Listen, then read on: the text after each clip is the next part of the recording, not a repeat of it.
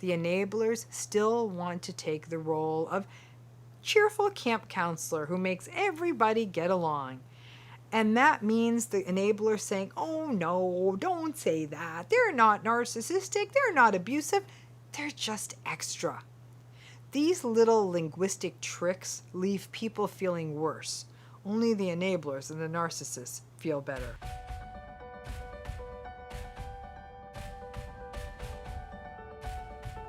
So let's start with basics. I'm just going to do a quick overview. I don't think we can ever overview this enough, but let's do a quick overview on what narcissism is. I already know some of you, your eyes are glazing over, but just listen.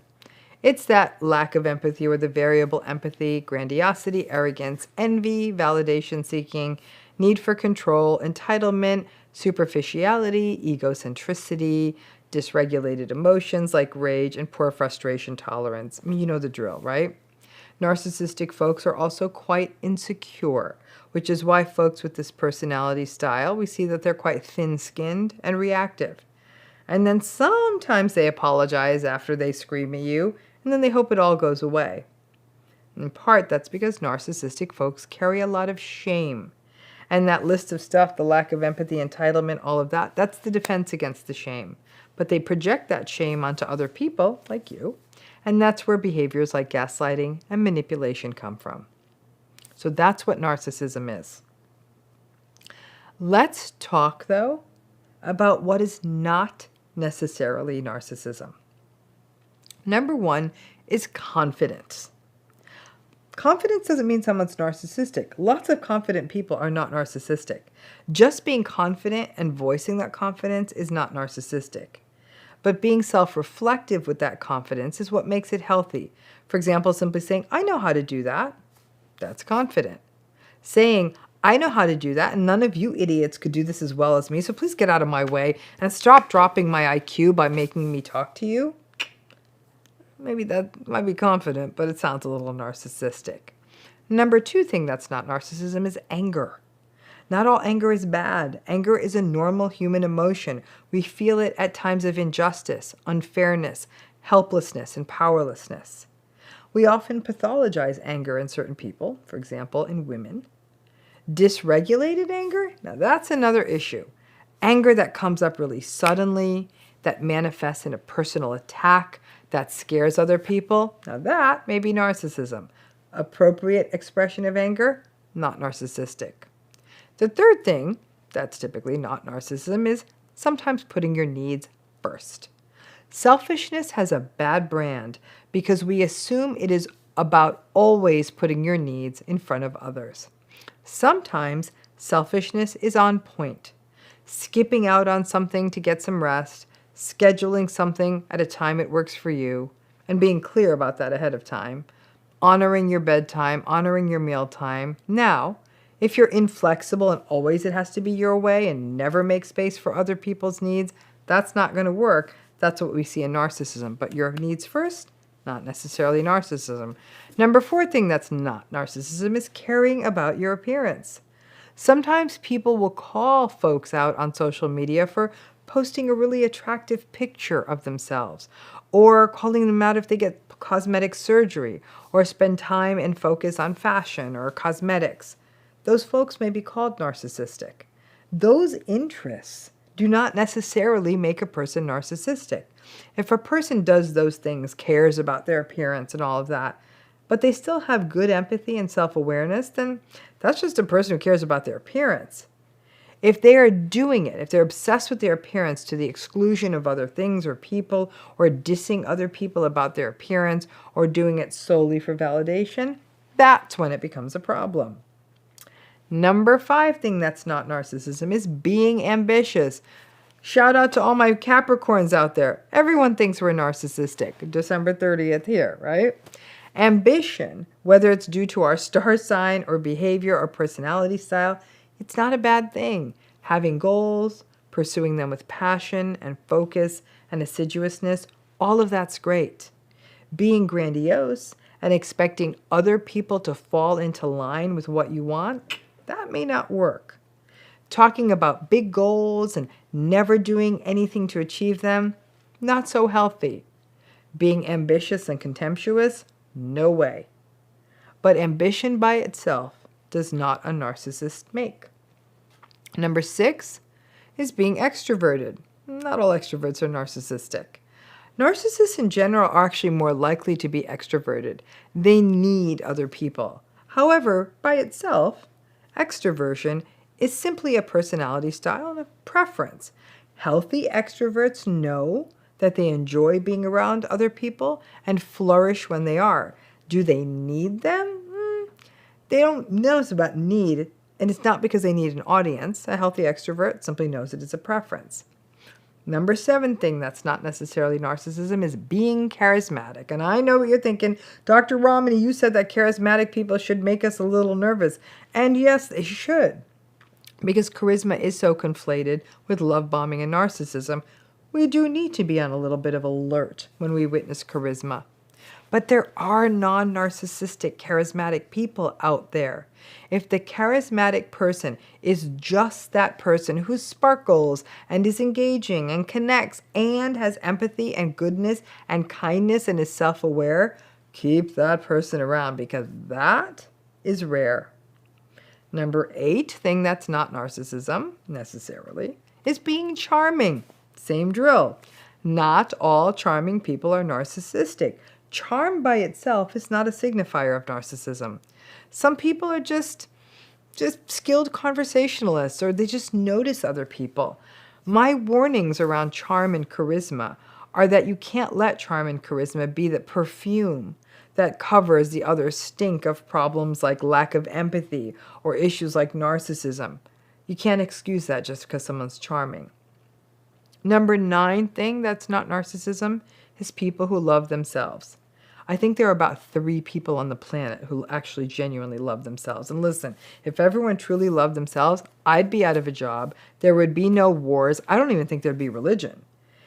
Insecurity is what mobilizes our economies, our politics, and our commerce. But if someone actually loved themselves and is also empathic and self-aware, then that is a human unicorn. The myth of Narcissus has confused everyone, leaving them thinking, oh, Narcissus fell in love with his reflection. No, he was cursed to stare at himself and be able to love and admire only himself. And then he ended up killing himself. That's not so pretty. I have never met someone who truly loves themselves. Remember, love is the opposite of narcissism. Number 10 thing that is not narcissism are people who cheat. Many cheaters are narcissistic, but not all. I think in the moment that they're cheating, that's a narcissistic moment, yes, because they aren't accounting for the other person. Yes, the vast majority of cheaters may be, but I think some cheaters are desperate, simply insecure, immature. Some are slow-witted, and some are drunk or high. None of these are excuses for the cheating, by the way. That's unacceptable behavior. But some cheaters actually are not narcissistic. Number 11 thing that's not necessarily narcissism is people who talk about themselves. Speaking about yourself is not always indicative of conceit. Some people are actually interesting. Some people tell a good story, and some people don't get out much and are excited to have a chance to share about themselves. If the person talking about themselves is able to hold space for another person's talking and sharing, it's a real back and forth, then nope, not narcissism. Someone who entirely hijacks a conversation and only talks about themselves, possibly. Number 12 thing that's not necessarily narcissism are people who gaslight. Yup, there are actually some non-narcissistic gaslighters out there. Some gaslighters just kind of need to win or may be insecure, but they may not be completely unempathic or entitled or arrogant and may snap out of it if someone points it out to them. Some gaslighters are really anxious in social situations, and so they gaslight to be able to hold ground. By and large, gaslighting is a tool of manipulation, so it's never healthy. But not all players in this space are necessarily narcissistic. A good rule to remember is that all narcissists are gaslighters. Not all gaslighters are narcissistic. Most are, but not all. And everyone, did I miss any? Because if I did, drop us an email. I can take them on. It's important for you to know this so you can understand the pattern called narcissism, or maybe not just sort of think that this label fits someone incorrectly. You need the key ingredients to make it narcissism. I'll give you an example. Pepperoni isn't a pizza. It's pepperoni. Now you add it in there with some dough and cheese and sauce. That's a pizza. The stuff that isn't narcissism by themselves, like the being confident, that's the pepperoni. You need all the other stuff, the lack of empathy, the entitlement, the arrogance, etc., for it to be narcissism. What's the difference between a narcissist and a jerk? I must say that I think on this channel we have circled the drain on this question in more than a few videos, but the question keeps coming up in emails and comments and all that, so I think we might just need to make the answer a little more explicit. Like I said, the question's coming up more and more. I have a suspicion, though I know why so many people are asking this question. I think sometimes people are afraid of making a big decision about their difficult relationship, especially a decision that may have far-reaching ramifications, and they just want to be confident that they're making their decision about this narcissistic, or maybe not narcissistic person, in an informed way. The thinking is, maybe if this person's just a jerk, then maybe this relationship may be more manageable than if you are dealing with someone who is narcissistic, right? Big word. But people may feel that if they leave a relationship or a job with a jerk, maybe they're being a little bit too reactive. But if they're leaving a relationship or a job with a narcissist, they might feel a bit more resolved and have more conviction about that kind of a decision. So let's ask the question, what's the difference? I'm going to start us off with a very easy way to think about this, an easy rule. All narcissists are jerks. Not all jerks are narcissistic. So how does that work? It comes down to some very basic structural issues that differentiate narcissism and jerkism. Things called pervasiveness, stability, consistency, severity, and impact. Big smarty words for such a distinction, but it's true. So let's break this down. Narcissism is a personality style, and our personalities are stable. Agreeable people, personality style, right? Agreeable people tend to be agreeable everywhere. As an example, they're agreeable with their family, with friends, a clerk in the store, at work. They're just agreeable. Things tend to flow off an agreeable person's back. They tend to be friendly and warm and flexible and kind in all situations. It's stable, it's pervasive, right? Maybe if somebody really cornered them or they were really sleep deprived, maybe then they'd get a little grumped out. But on average, agreeable people are nice. So that gets at this idea of when something's pervasive and stable. On the other hand, narcissistic people, kind of the opposite of agreeable, narcissistic people are narcissistic across situations. And they're always like this. They're always invalidating. They're always superficial. They're always validation seeking. And they're always manipulative. But you're saying, no, Dr. Ramani, no, they're not. They're able to put on a mask and look good to the world or to the people that they want to look good to, and they're awful to me or to other people that they don't value. Yeah, they may be able to be sort of different in how they present themselves, but their personalities are stable. The core of narcissism is validation seeking, and validation seeking happens by winning over other people that they need or that they value. Narcissistic people are often out to get the easy, superficial validation of people that are new and that they want to win over, or people who have power or fame or whatever, cachet.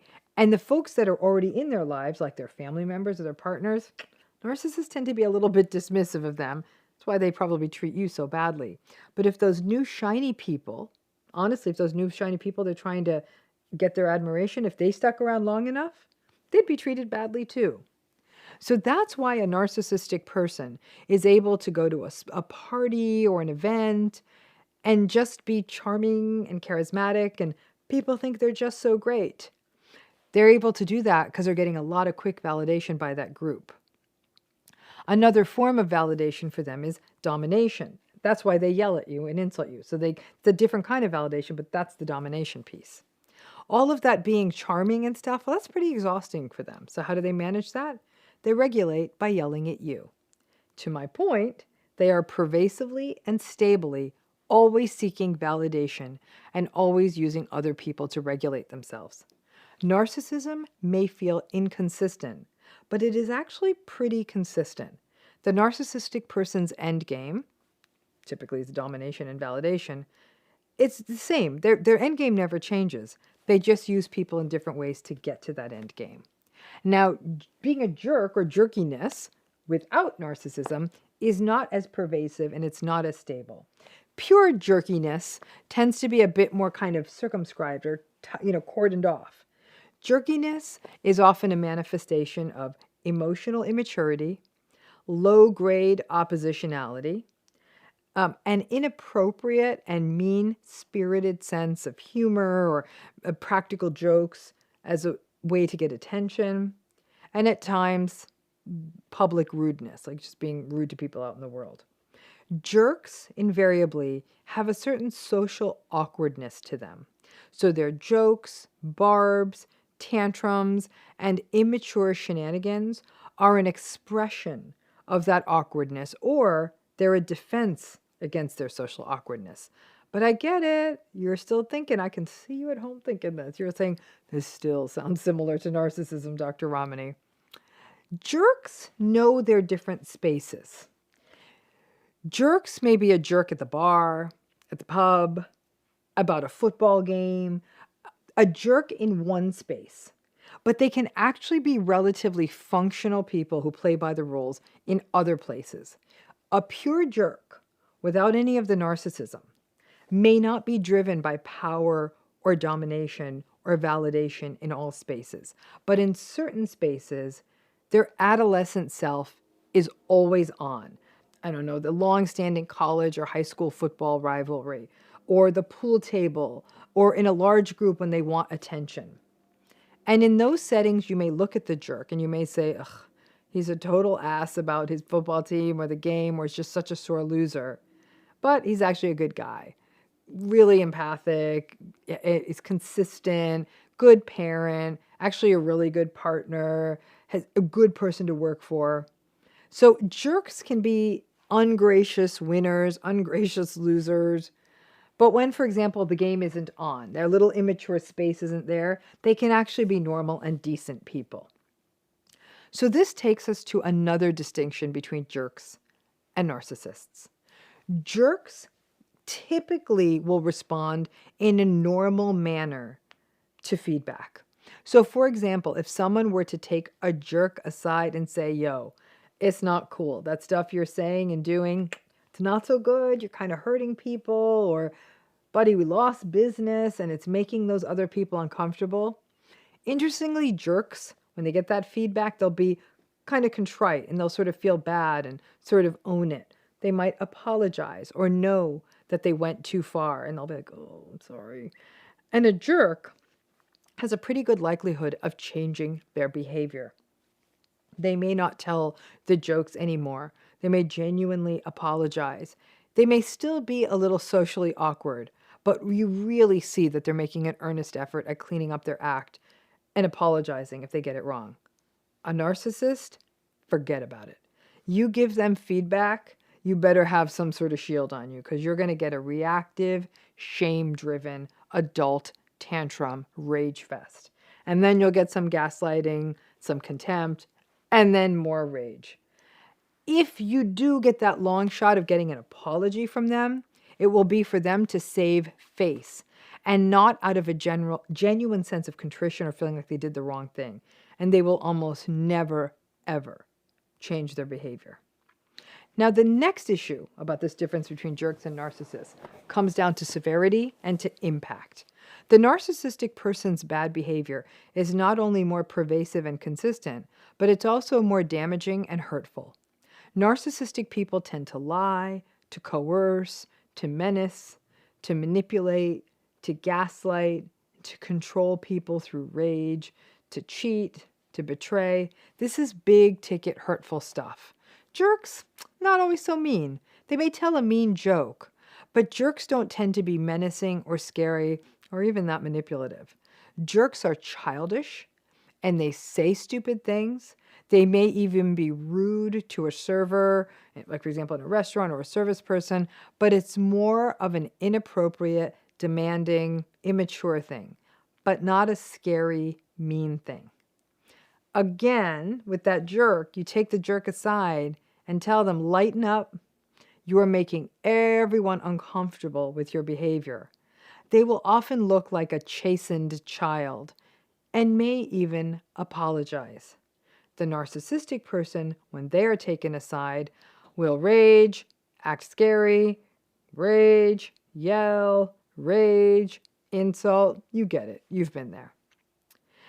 Now, this whole narcissism jerk thing is a bit of a Venn diagram, these sort of partially overlapping circles. Personally, I think really high-end, maybe more severe jerkiness looks like low-end narcissism. Annoying, immature, sort of transiently harassy, and even hurtful. Jerks, no doubt, they're unpleasant to be around. I am by no means a jerk advocate.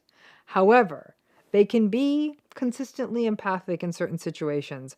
Their jerkiness can be pretty time and situation limited, and they do respond to feedback. If you are experiencing the angry reactivity, gaslighting, manipulation, eggshell walking, betrayals, that's probably a narcissist. If it's immature, stunted, childish, I won't empty the dishwasher, acting like a teenager and tell stupid jokes and snap your finger at the server or the bartender, that's a jerk. But at other times, especially private times, one-on-one, or a real important moment, they're just nice people and you're never scared of them. If you can take the jerk aside and have a chat with them, and they actually make a good faith effort to switch their behavior up, then that's your jerk confirmation. They're probably not a narcissist. Now, the word jerk is dangerous because it is often used by enablers to soft pedal on the narcissists.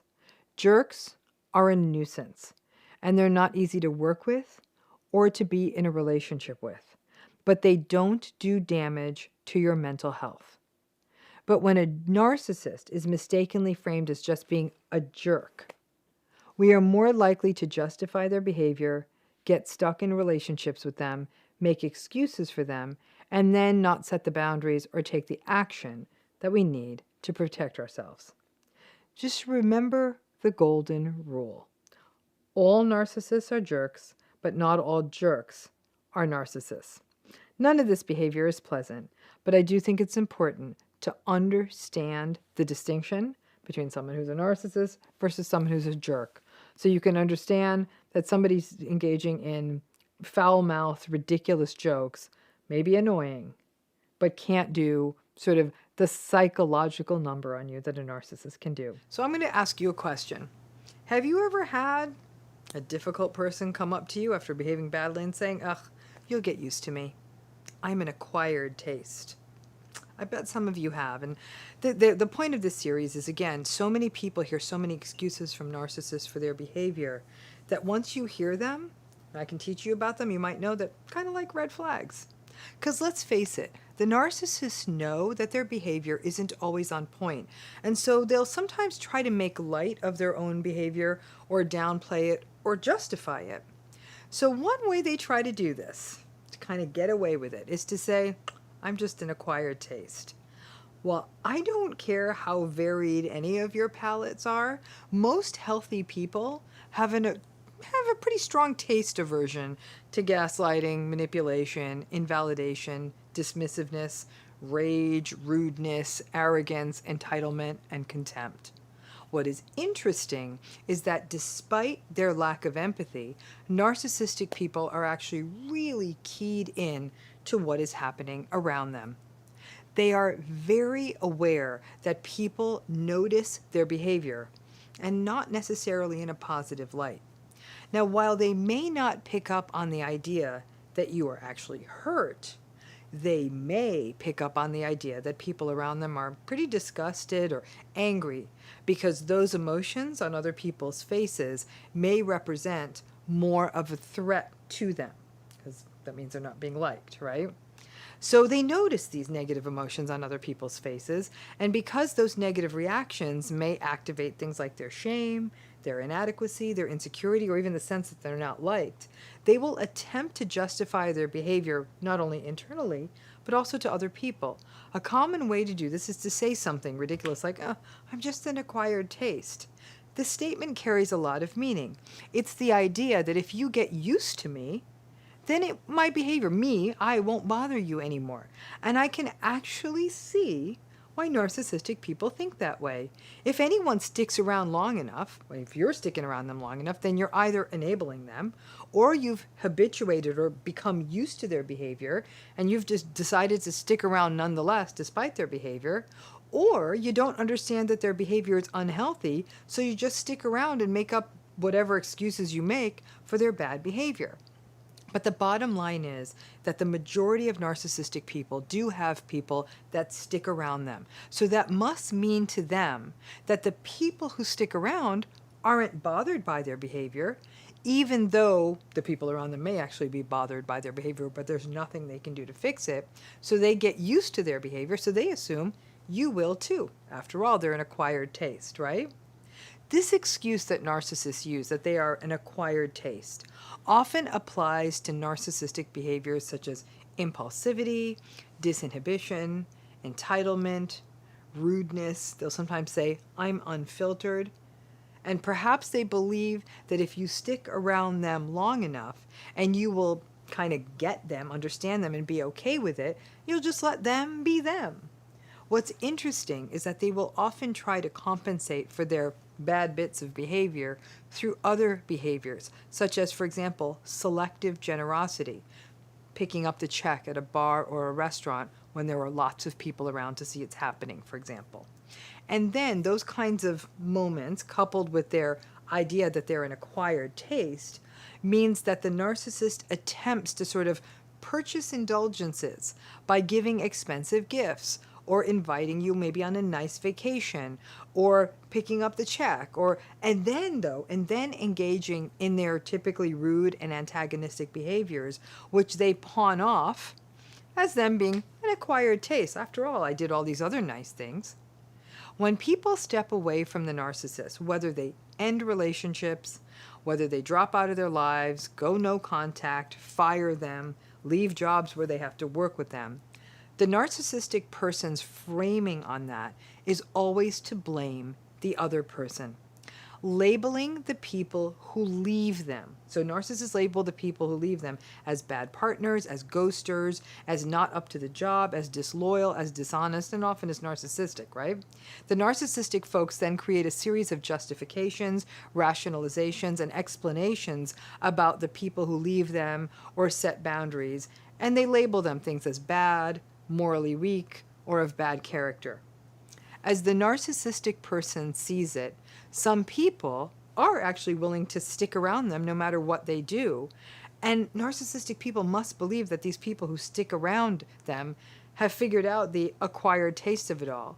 And they think that that loyalty should be expected from everyone, regardless of their behavior. It's interesting. I have worked with many, many narcissistic clients over the years, and the only word that comes to mind as I hear many of their stories is that it's very sad. Not enabling them, just feel sad for them. Some of them have been a handful since they were children, and I sometimes wonder if this acquired taste hypothesis is just an adult revision on recognizing that when they were children, they recognized that their parents had had it with them, and they were frequently scolded.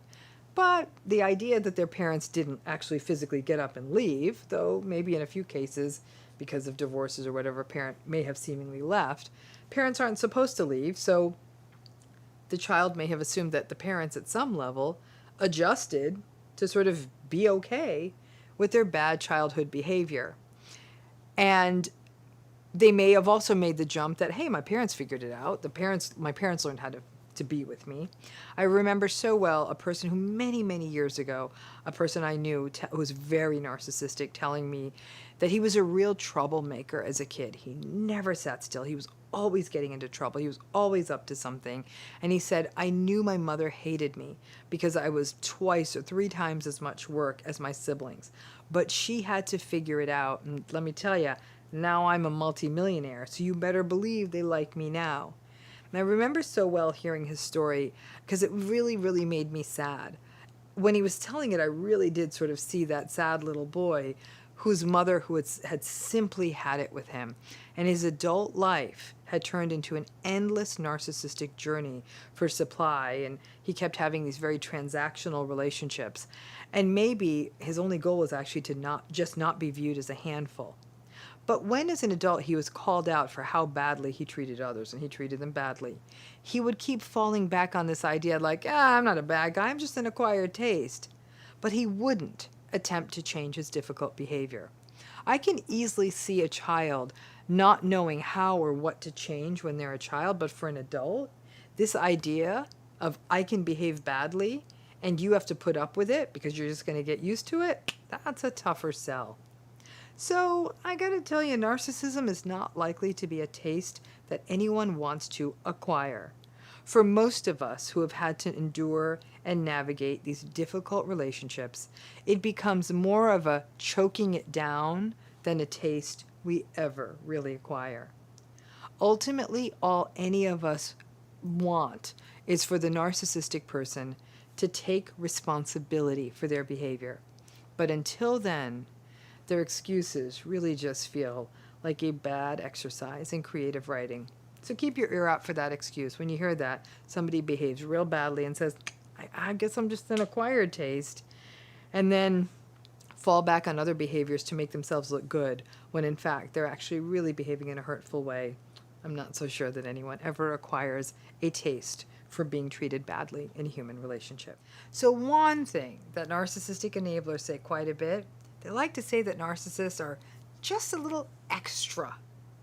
Now, enablers are masters at using milder language or even slang to soft pedal on the psychological and emotional abuse that happens in a narcissistic relationship. Saying things like, they're just a handful, or they're just difficult, or they just don't have a filter. All of these are examples of how people enable these relationships.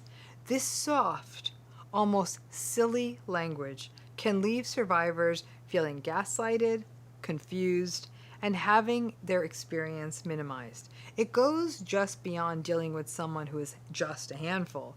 This is about experiencing psychologically being turned inside out in a way that can result in significant cognitive, emotional, and behavioral shifts, self-doubt, anxiety, depression, post-traumatic symptoms, and just a whole host of physical discomfort. This isn't just being a handful, but the enablers just want to keep things nice and easy. So they will fall back on the slang of the time. I have to say, this slang has probably already passed. When someone as old and as unhip as me knows a slang saying, then I know it's no longer slang. I think it's either been fully absorbed into the language, it's certainly no longer hip. But I've actually heard a few people say this, referring to people I know to be quite narcissistic, and it gave me pause. This term extra, to be extra, actually means to be a bit over the top, excessively dramatic, too much, having this exaggerated emotionality. In short, it's just too much. I have to say, I remember having to once work in a building in which there were also high school classrooms. And in between classes, I would notice there would be lots of shrieking and running and very loud laughing, and they'd sort of be chasing each other. And recognizing that they were high school students, I thought, okay, it's age appropriate. It's adolescence. It was definitely disruptive, and I wasn't necessarily a fan, but it was age appropriate. That kind of behavior doesn't play as well in adults. And perhaps adults behaving like excessively emotional adolescents is being extra. I have heard this term used many times when people were describing people who had narcissistic qualities. Now, not all narcissistic people are theatrical and dramatic. We tend to see these patterns most often only in the grandiose narcissists. Even the malignant narcissists don't tend to be so dramatic. They tend to veer more into the cold, callous, exploitative look. In fact, a malignant narcissist can almost be eerily cold. We can also see it in the more superficial, designer label, vain, vapid, narcissistic folks. They will see the dramatic shows of emotion. That's where you'll see the dramatic emotion displays, including dramatic rage that a narcissistic person may be demonstrating, or the over-the-top consumption or party that they have put together, and people might just write it off as extra. Or when a person is describing the painful, emotionally demanding, and volatile interactions they are having with a person, other people might say, oh, come on, now don't let it bother you. They're just a little extra. The core of this enabling series is the idea that enablers often use softening, slang, or minimizing terminology when they're describing difficult and toxic people, which ultimately takes a toll on survivors. Calling someone extra leaves a person who is a survivor thinking, really? I am just letting a drama queen, drama king, or other drama ruling figure get to me in such a deep psychological way? Trust me, it's not the dramatic, over-the-top, too much behavior that's taking such a toll on you. It's the invalidation, the constant blame shifting, the gaslighting, the manipulation. That is what is taking the toll. That's not extra. That's abusive. With an attention-seeking, dramatic, narcissistic person, other people may not see or feel the invalidation and manipulation if they don't get close enough. They just see the drama. It's easy then to make it about someone being extra. Also remember, a tricky bit with narcissism is that many of them actually can be quite fun to be around when they're on and you're in the mood. As a result, many people who are hanging out with narcissistic folks want to keep the party going. It's like your parents told you when you were a kid, it's all fun until someone gets hurt. And that is really sort of the mantra of the narcissistic relationship. It's just grandiose fun, isn't it? Maybe just a little extra until someone gets hurt. And somebody always gets hurt. It's actually quite notable. The world has become such a mean-spirited place of late. So much polarization and insulting and name-calling and online harassment. Yet, the enablers still want to take the role of cheerful camp counselor who makes everybody get along. And that means the enabler saying, oh no, don't say that. They're not narcissistic. They're not abusive. They're just extra. These little linguistic tricks leave people feeling worse. Only the enablers and the narcissists feel better. Extra people may annoy us. They may even entertain us. But mostly we can see what extra is. It's for the attention-seeking and the immature fluff that it is. Extra people may not be the stuff that makes long-term deep relationships. But the extra stuff is also not what is causing the harm and the psychological toll of toxic relationships. One of the most perilous parts of enabling is the ability to use language that makes it seem like the person who is harmed by the narcissism is overreacting to a situation. Don't fall for it. It's not just extra. If it was just extra, it probably wouldn't bother you, might annoy you. But that's very different than being invalidated, raged at, and psychologically hurt. So, have you ever heard anyone say this about a narcissistic person? That they just don't have a filter. Come on, it's not that big deal. They just don't have a filter. Well, that's a big myth about narcissism. And this sort of series I'm doing is taking on a lot of these myths about narcissism, which actually can be quite dangerous. Now, if we were to think about it, many times there are other words that are used to talk about narcissism that fuel the idea that it's really not that big a deal and not anything more than just arrogance or entitlement or just being grandiose. Sometimes you'll hear people say, oh, stop it, it's not narcissism. They just don't have a filter. Well, this idea of narcissism just being someone not having a filter is a very problematic one. We do, I have to say, sadly, live in rather unfiltered times. And in fact, the more unfiltered people are these days, it seems like the more viral they become, the more inflammatory they become, the more they get traffic to their posts. Now, we are also living in interesting times with regard to people who are now taking a stand against unfiltered talk and speaking with their wallets and demanding sponsorships be ended and the like. But ultimately, what I am seeing is that people can achieve notoriety and subsequently maybe even wealth or fame through being unfiltered. And even as one group may try to eradicate them and their message, they will definitely find a committed audience in others. Now, the part of our brain that subserves being filtered is something called our frontal lobe. It's a killer piece of cerebral hardware because of everything that it's able to do. It allows us to plan and test hypotheses and divide our attention between two things and solve problems. And it allows us to inhibit or stop our behavior. The frontal lobe, if it's working properly, is how we are able to catch and stop ourselves from doing something we shouldn't or saying something we shouldn't. If it's working properly, it results in less behavioral impulsivity, less acting out, less doing things that are impetuous or dangerous. Now, there's something around narcissism and the frontal lobe not quite functioning right. Some folks are studying or have studied it in research, for example, Bulow and Brunel at Ohio State, Baumeister at Florida State.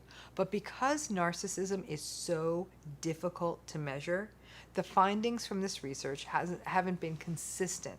And whether this research translates to actual central nervous system and structure and function, it isn't clear. But the fact is, narcissistic people are very impulsive and tend to say and do whatever they want without regard for the consequences. Narcissistic personality overall is very much characterized by dysregulation and a lack of ability to regulate themselves in any number of settings. And this dysregulation, coupled with things like lack of empathy and entitlement, as you can imagine, this all gets really messy really fast. So someone says, this isn't narcissism, they just don't have a filter. Yeah, frankly, at some level they're synonymous, but just calling it not having a filter is pretty limiting. Narcissistic people tend to say cruel things first and maybe, just maybe, issue apologies later if they have to save face and avoid shame. All narcissistic people lack a filter, but not all low filter people are narcissistic. The challenge, as with all of these myths about narcissism, is that when we soft pedal it and make it about one thing, about just a lack of a filter, or play into the other myths, we may miss the red flags and the larger holistic presentation that is narcissism. By understanding the entire pattern, we are in a better place to protect ourselves, set boundaries, and not blame ourselves. Unless a person has had a head injury, a central nervous system disease such as maybe a tumor, dementia, or another direct injury or severe mental illness such as schizophrenia or a manic episode or acute intoxication like someone's drunk or high. When I observe unfiltered behavior that's not occurring under any of those sort of disease circumstances, I pay attention to the other narcissistic stuff that's almost always going to be right there with their impulsive behavior. When we try to subdivide and say, well, this isn't narcissism, but instead we focus on misassumptions like, well, this is a disease. It's not. Or it's only found in some groups, like only in some genders. Not true. or focus on only a slice of behavior such as impulsivity, we could easily call narcissism just not having a filter. But if we do that, we miss something really important. More and more people out there are saying about narcissism, I'm seeing these toxic patterns everywhere. Maybe I'm overblowing this in my head. You're actually really not. Whether through societal enabling, social media, celebration of these narcissistic behaviors in leaders and public figures of all kinds, the focus on viral behaviors instead of human decency, this pattern called narcissism is actually seemingly becoming more normalized, and yet more and more people are being harmed by it. This is a rare bird, a maladaptive personality and behavioral pattern that does more harm to the people around it than the people who have it. The world of mental health tends to be client-focused and not fallout-focused. But narcissism is sort of causing its own mental health blast zone around it. People who are more harmed by being around this pattern and being around the people who actually have this personality style than in having it themselves. And we need to understand this if we are going to help individuals, businesses, institutions, families, and the mental health of the world at large. And that means clearing up the myths. So if anyone's ever tried to write off a narcissist in your life saying, come on, they're not that bad, they just don't have a filter, they've got the other toxic stuff along for the ride. At least call it what it is. So I bet some of you have encountered this. Have you ever had someone around you talking about a narcissistic person and they say, don't say that. Like, I just, what they say instead is they say, no, I think this is just their shadow side or their dark side. So that's how they'll describe the person. They'll say, I think this is, you were seeing their shadow. I think we're just seeing their dark side. I guess the assumption is if there's a dark side or a shadow, that somewhere there must be a light side. Now, the concept of the shadow sort of traditionally has Jungian origins, as in Carl Jung. And without giving you the long and dull lecture that I would typically give my undergraduates on this topic, suffice it to say that in Jung's personality model, the shadow is a part of the personality.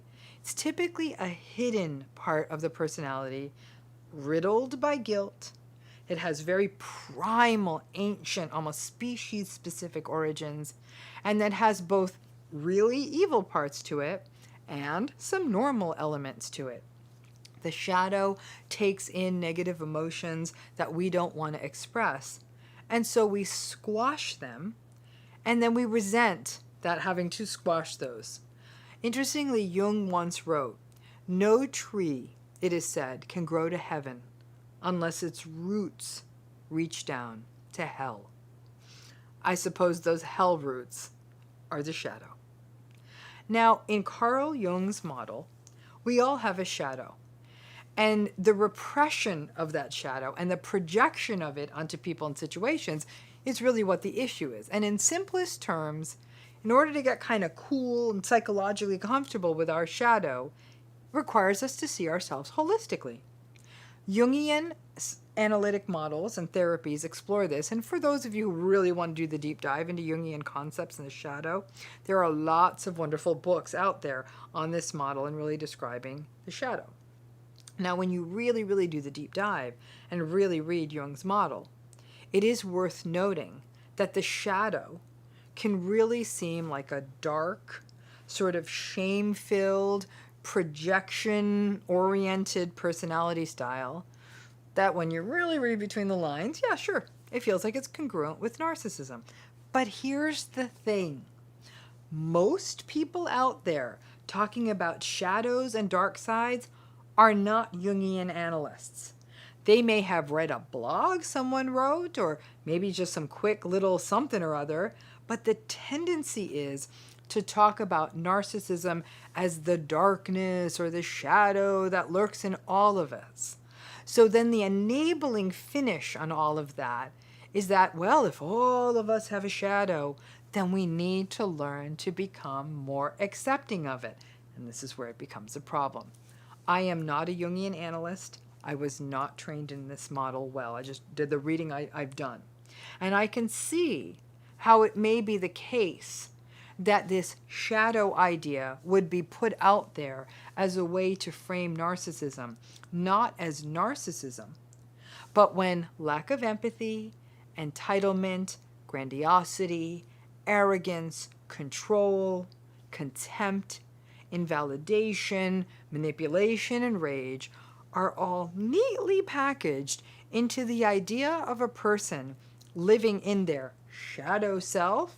Well, unless that so-called shadow is lying on an analyst's couch 3 times a week and really doing the psychological work, it actually feels more to me like a very tidy way to not take on the real toxicity, harm, damage, and hurt raised by this personality style and simplify it to be some ephemeral, interesting intellectual idea. The people having to deal with this shadow self in their lives may feel little solace, but also may feel that, well, Jung says we all have shadows, so maybe I have no right to be mad and hurt for the verbal abuse, since that means I have a dark side too. In fact, narcissistic people often try to soften their bad behavior by saying, well, I think we both behaved badly. It's not a zero-sum game. They behaved in an awful, abusive way, and the other person in this interaction might have been a little less than graceful. No, we didn't both behave badly. In essence, what the narcissistic person is trying to do is swallow you up into their shadow. Don't walk into the darkness, walk into the light. Now, calling it a dark side or a shadow self, also in a sort of twisted way, kind of romanticizes all of this too. A sort of brooding, bad, but yet alluring person who has that mysterious dark side. And for every person out there who had the bad boy, bad girl, bad person predilection, wanted that sort of bad person to date, this concept can sometimes take narcissism into a territory that almost fetishizes it and makes it kind of seductive and dangerous instead of something that is actually frankly mentally unhealthy for everyone involved. So when I hear people tell me, the narcissists themselves or people who are close to them, about their dark sides and their shadow selves, I'm sort of struck by the rather slick branding, trying to humanize behavior that is anything but. So keep in mind what this series is about. It's the words people say instead of using the word narcissism. So when you hear someone talking about what they're going through in a relationship, or they're getting treated really badly in a relationship and they're not getting out, and people say, well, I know it's their shadow that's coming out. Well, let me tell you, that shadow is going to make them miserable, and you'll see the longer you stay in that relationship, the more the shadow moves all of its boxes into the house. Just be aware. Thanks again.